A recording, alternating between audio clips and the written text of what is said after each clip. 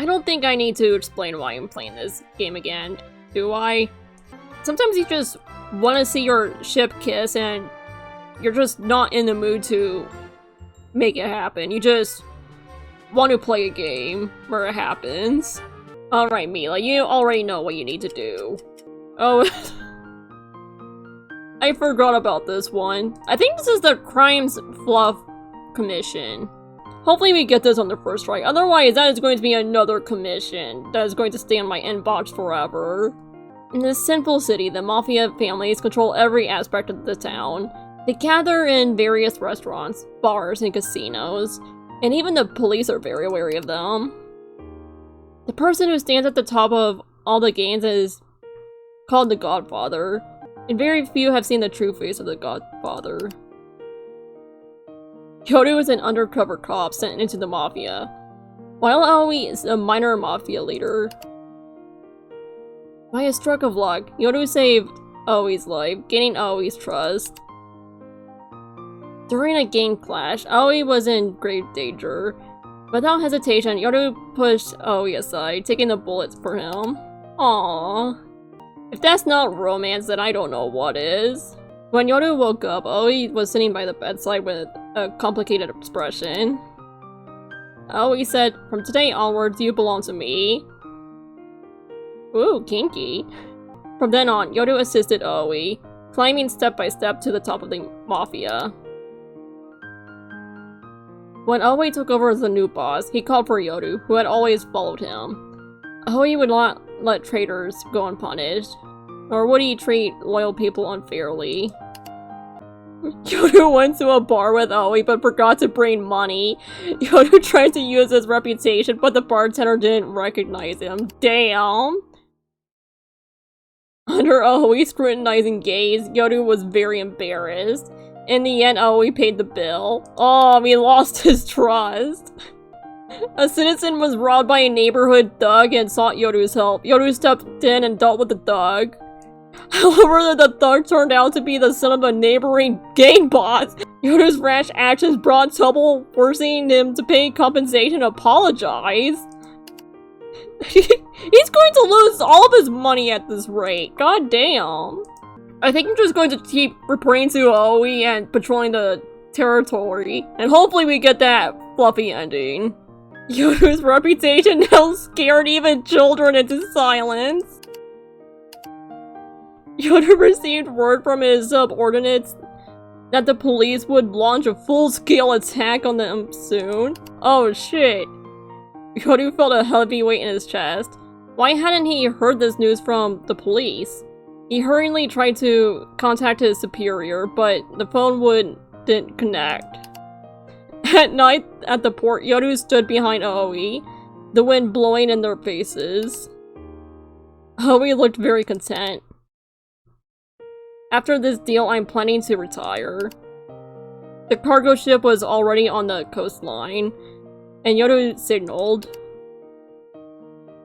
The police are getting tighter and tighter. I think about how many brothers follow me doing this risky work. It's not sustainable. Yoru listened to him in silence. Aoi stared at Yoru curiously. Why do I feel you're quieter than usual? Boss, what are you going to do? Maybe open a bar and be a small business owner. What about you? Want to help me? He laughed but said there might not be as much a bonus as now. Before Yoru could respond, distant sirens and screams shattered the silence. Aoi turned in shock. What's happening? Aoi answered her call, nodded briefly, his face extremely grim. Yoru, we have to go. The police found this place. Then he ran off. Aoi's back was exposed to him. Yoru ended up doing nothing. Go, quick! Yoru and Aoi escaped into an alley. The complex terrain would make it difficult for the police to catch them. Years later, under the glittering lights of the porch, Aoi wore an expensive coat with a business-like smile. With a simple, elegant wave of his hand, people nervously made way for him as if he were born a king. In the silent air, the door was suddenly pushed open. The man walked in without looking around, then knelt in front of Aoi and kissed his hand, and Aoi said, "What's going on?" Yoru bowed his head. "It was handled cleanly, boss." Aoi nodded. "Good, well done." He patted Yoru's head like a dog. He lowered his head, allowing him to touch him without any displeasure. As if he really was Aoi's pet. Aoi reigned at the pinnacle of darkness, having achieved everything he ever desired. Yoru looked at his lofty figure, feeling something stir in his chest. But his heart had long been empty.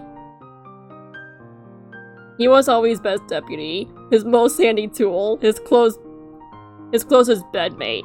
What else could he be? His past didn't matter anymore. Ain't. His empty heart was filled with only one thing. He had only Aoi. I thought you were getting that fluff, but no, all we got was angst.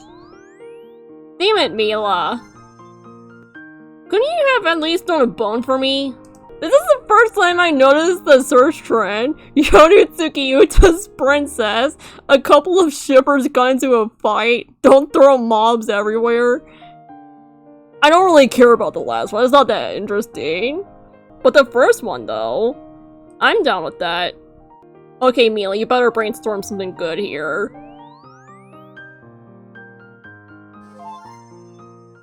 Oh, it's one of the first stories the game gives you. Not what I expected, but alright, Mila. Clearly she really wants to write that story. And I am not going to be the one to stop her. Aoi, don't run on the bed. Aoi, my laptop. Hey Aoi, why are you pooping on the balcony again? Hey, I thought idols didn't poop.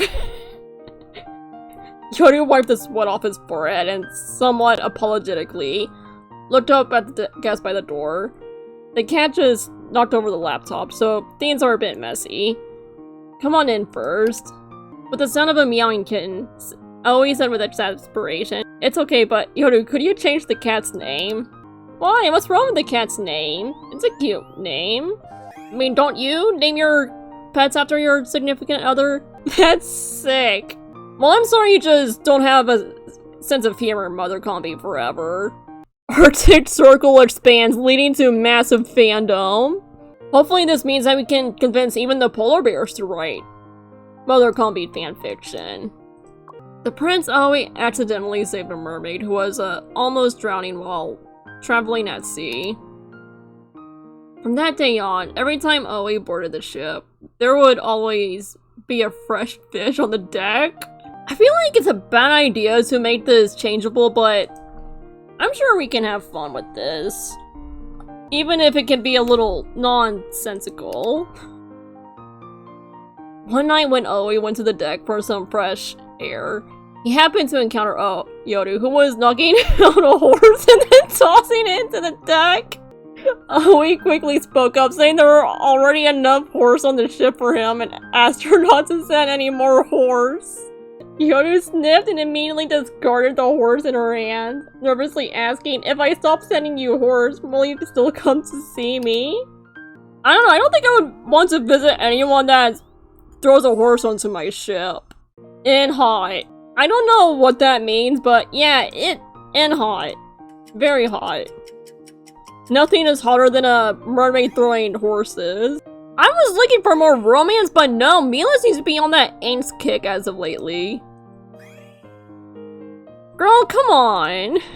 She can't even give us any happy endings. No, she wants to keep killing them off. Well, I guess everyone has their own way of enjoying their ships. On the 7th night after Yoru's death, Aoi woke suddenly from sleep. It felt as though cold arms were wrapped around his back. He tried to sit up, but found himself unable to move. Yoru, is that you? No one responded, but the room seemed to grow even colder, as if an unseen presence were answering him. Only 7 days had passed since Yoru's death. He had not yet adjusted to this world without him. Well, I know what I want, and I think I know what Mila wants, and since this is a story Mila is writing, I think I'm going to go with what she wants. In a flash, Aoi recited a chant learned from a Taoist priest. By command of the heavens, evil spirit be gone. Question mark? Moments later, the sensation of sleep paralysis vanished. Aoi pulled the covers over his head, feeling relieved. Even as a ghost, you don't get to disturb my sleep. Alright, good night, Yoru. Wow, that's just cruel. I love how the question mark is a hashtag of its own. Like, even Mila doesn't even know what the fuck she just wrote. What on earth are you doing? The fandom really is not feeling this today. Well, tough shit, they just do not see my vision at all. Well, I don't see my vision either, but they just don't get it. Medieval has been the Riz these days. Wanna try that out? I know what Riz means, but I don't know what it means in that context. But yeah, I guess I do want to try it out. I gotta find out what all this Riz is. Gotta get up in that medieval Riz. Oh. Looks like we got a series on our hands. Is this what Riz is? Writing series? In the world of martial arts, legends abound about two extraordinary masters. One is Aoi, the head constable of the 6 doors.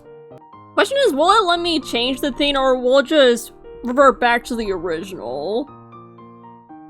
The head constable of May, known for his ironclad sense of justice and unwavering enforcement of the law, he has captured countless thieves and is celebrated as the greatest divine constable under heaven. Of course it didn't change.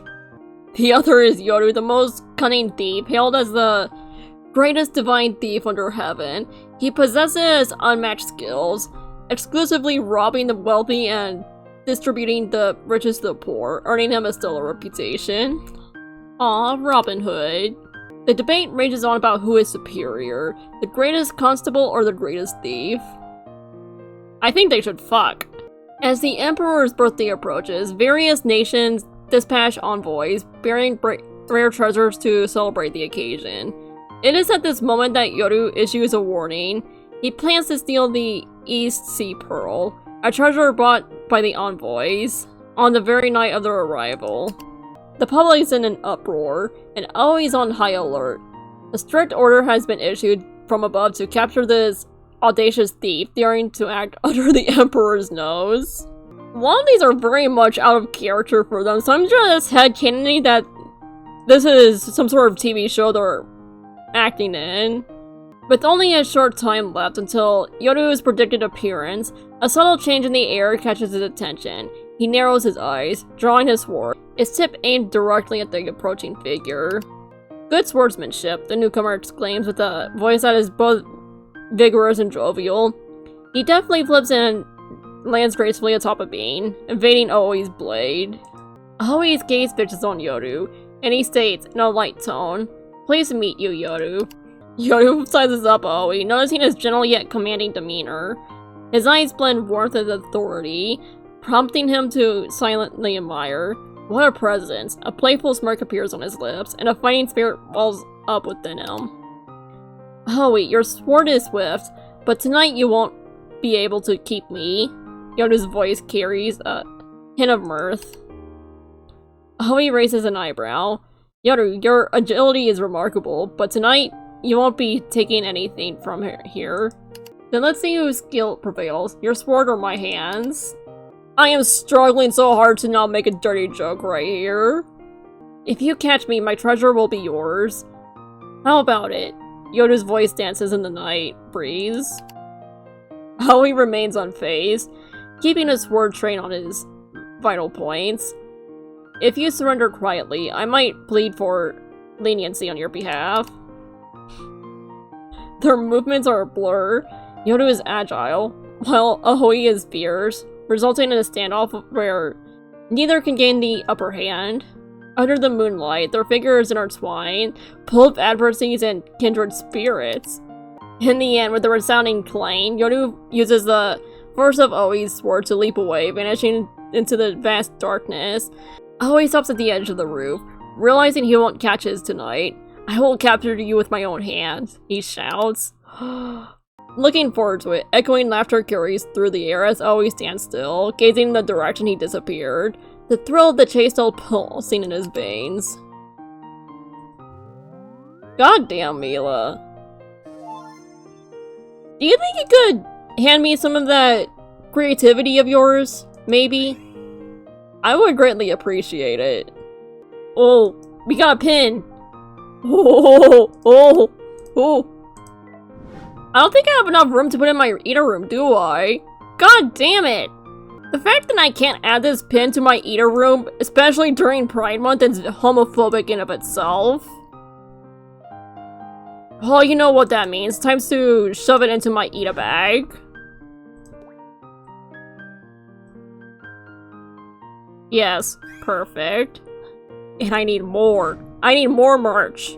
Come on, people. Why aren't you sending me more merch? I don't even want money anymore. I just want merch of my favorite boys. And now we got another fanzine on our hands. That is still my favorite image. I have a weakness for cat boys. Hey, you, wake up. Okay, it's time to go to sleep. So that when we wake up, we write more fanfiction. No! No more stories! I'm not here to read a visual novel. I'm here to read fanfiction and make stuff of my ship. Making my ship kiss. And... oh! Ah, shit, I need to be level 2 in order to unlock another pet. God damn, what a shame. Well, Mila, you know what we gotta do. We gotta write more fanfiction so we can have more boys on our desktop. This better level us up, Mila. Aoi recently felt completely puzzled. Every time he saw Yoru, he would hear someone calling him idiots, but he couldn't figure out who was saying it.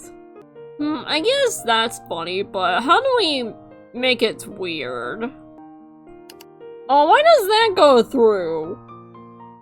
I noticed that the answer choices that have a space in them don't change, but the ones that are just one singular word, they do change. Yoru, do you hear someone calling me a mommy? Nah, man, I think it's the one. Yoru also looked at Oi with confusion. Are you hearing things? Oh, damn! Just as he turned his head, he heard another sharp idiot from the distance. Well, that is not what I put in at all. Confused, Oi tried to find the source of the voice, but Yoru's mouth didn't move at all. Who exactly was calling Oi a mommy? It's truly a mystery. He can't just keep his story straight now, can he? And I just noticed I didn't level up. I'm still level 1. Come on, Mila. Don't toy with me like that. We gotta level up. We need more boys. Yoru and Oi have been locked in a struggle since the day they were born. Well, that's news to me. They tangled and fought their entire lives. Their rivalry twisted and intertwined like vines, destined to end in a final resolution. Their duel took place at the top of the tallest tower. The battle lasted a full day and night, until the first light of dawn pierced the clouds. Yoru felt his strength ebbing away, while Yoru's sword remained sharp.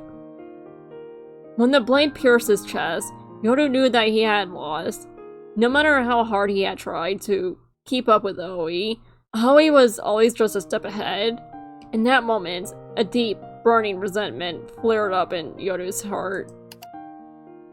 He couldn't bear to see Oi so smug, so alive, so vibrant. He couldn't bear for Oi to just forget him. Oi looked down at him from above. Do you have any last words? Suddenly a mad thought struck Yoru. This would be his revenge. He would make him remember him forever. Even if he died, he would leave an indelible mark in his heart. With the last of his strength, Yoru grabbed Oi by the collar. Oi's eyes filled with shock, but in that instant, Yoru pressed his lips against his. Whoa! Aoi's shocked expression was frozen in place, and Yoru could feel his body stiffen. Then under Aoi's gaze, Yoru slowly closed his eyes, feeling a sliver of vengeful satisfaction. Yes, Aoi, live the rest of your life puzzled and confused. This is my revenge. After all, I'm dead, and you'll never get an answer to your question. Somewhere in the void, a voice seemed to ask Yoru, "Are you willing to die just like this? Do you still want to live?" I mean, who would want their last action to be kissing a hot man? Yoru became a ghost, but he couldn't move freely, nor roam the streets on Halloween. He was firmly bound within a meter of Aoi, always trailing just behind him, and so he was forced to witness the entirety of Aoi's remaining life. As a master swordsman, Aoi faced in glory. No one could match his skill, and everyone admired and envied him. Everything that Yoru had failed to achieve, Aoi had it all, yet Aoi was not happy. Aoi never married, never fell in love, and had no children. On festive nights, when others were reunited with family, Yoru watched Aoi sitting alone, staring out the window, polishing the sword that had once pierced his chest. Yoru couldn't help feeling a bit of pity for him, his old rival. He had gained everything, but had lost everything, too. In this world, no one could understand him anymore. Years later, Aoi died, protecting his subordinates in battle. Yoru tried to stop it, but his hands passed right through him. Of course he was dead, too. How could he have forgotten? Yoru? Yoru turned to see a translucent Aoi floating in the air. The two stared at each other, face to face. Hello, Aoi. It seems you've died too. I've been dead for decades. If you have any questions, you can ask me. This greeting felt a bit strange. Aoi hesitated for a moment, then said, "There's a question that's plagued me my whole life. I thought about it every day, but I could never understand." Go on. Yoru had long since let it go, but he was also curious to know what Aoi had been thinking about all those years. Go ahead, what's your question? I want to know, that last kiss, what did it mean? Even though they were both ghosts, Yoru could almost see a blush on Aoi's face. A bullet fired decades ago had finally hit its mark. This is the end, he thought. Now this is the enemies to lovers I wanted to see. Oh hell yeah, level up! And I got a free card too. Please God, let me put it in my eater room. Oh yes, yes, yes. Perfect. Oh, I forgot about my fanzines. I can put them up too. There we go. I probably should slow down, but I don't care anymore. I'm having fun with this. And I think I should be... Oh, yes. Who the fuck is A? I do not want A on my desktop, thank you very much. Yes, there we go. I wish I could pet them. That would greatly improve the experience of this game, I think. Oh fuck, I forgot about the shipping wars in this game. I guess that's fair. You can't exactly have shipping without ship wars, as annoying as it is. We need to get on with this game and write more fanfiction, make more boys kiss. Maybe some other people kiss too, but mostly we're focusing on boys kissing because that's what we got right now. After 5 years, Aoi stood at the airport, watching Yoru and the child he held hands with, feeling a bitter taste in his mouth. Whoa! Of course, it's Omegaverse. It seemed that Yoru had moved on without him and was doing well. How have you been these years? Aoi couldn't help but ask. I've been good. Come, honey, say hello to Auntie. Yes, Dawn. Beautiful. Pregnant? The child named Dawn politely greeted Aoi. casting a curious glance at him. Are you also someone who likes my mom? Hell yeah, and prank. Owi's voice was somewhat dry. I'm just a friend of your mother's. The child showed an understanding expression. You obviously liked my mom. Hey, don't you dare have designs on my mom. I have another mom. His name is Owi, and my mom has been waiting for him. What? Plot twist? Stop, Don! Yoru hastily interrupted the child, but it was too late. Owi looked at Yoru in astonishment, only to find his ears turning red. I don't know what to say about this. My god, Mila! Hashtag a woman was heartbroken after her Blorbo being killed. Yeah, that's something everyone has experienced at least once in their life. If this game would stop replicating real life for just a moment, that would be great. At this point, it just feels like bullying. Oh, Grandma! Hello, Grandma! Oh yeah, this is my goddess of the fandom. I hope you like her. We ship the same ships. And that is the only thing we bond over. Alrighty, I kind of want to go back to that institute and hang out with my grandma and talk about fandom stuff. Oh, I think it's too late to go there now. Yeah, it is. The only thing they can brainstorm there is Omegaverse. Yeah, that sounds about right for a place dedicated to fandoms. Whoa. Mila! Not safe for work, girl! Actually, I've never been able to get the not safe for work thing to work for me. But every time I go for it, it just never happens. As a matter of fact, I am so confident that I am never going to get the not safe for work text that I am going to go for it anyways. Yoru is a marine biologist. One day he found a cute little tentacle in the catch. The tentacle was only a small segment, looking tiny and very cute. Yoru named it Owi, kept it in a petri dish, carefully taking care of it every day. The little tentacle, named Owi, was soft and gentle, and even crawling around Yoru's fingers like a very obedient pet. However, one day, Yoru began to have strange dreams. In the dreams, Owi grew large and dark. It tightly coiled around Yoru, suffocating him. Whoa! But in the daylight, it returned to its innocent, small form, curiously tapping and playing around.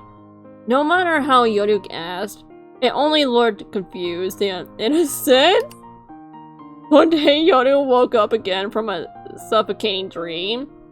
He found that the room was filled with the massive dark tentacle, which was violently thrashing around. The scene before him looked like hell. The giant tentacle wrapped around Yoru's body and threw him into the air. In the panic and suffocation, Yoru decided, soothing. Yoru softly hummed a sea creature lullaby, trying to calm Owi. The tentacle hesitated for a moment and gradually calmed down. After what felt like an eternity, Owi's tentacles slowly retracted. Yoru collapsed onto the ground, touching the red marks on his neck from that tight binding and coughing lightly. Exhausted, he fell asleep. The next day he found the room looked like it had been through a storm. Owi was gone, along with all the other marine creatures. At the same time, Yoru received an analysis report from the Research Institute. Owi, also known as ABC 10001, is a newly discovered type of mysterious marine life. We have evidence suggesting ABC 10001 has an extraordinarily long lifespan and is a humanoid intelligent species from the deep ocean. From the deep ocean's unknown order.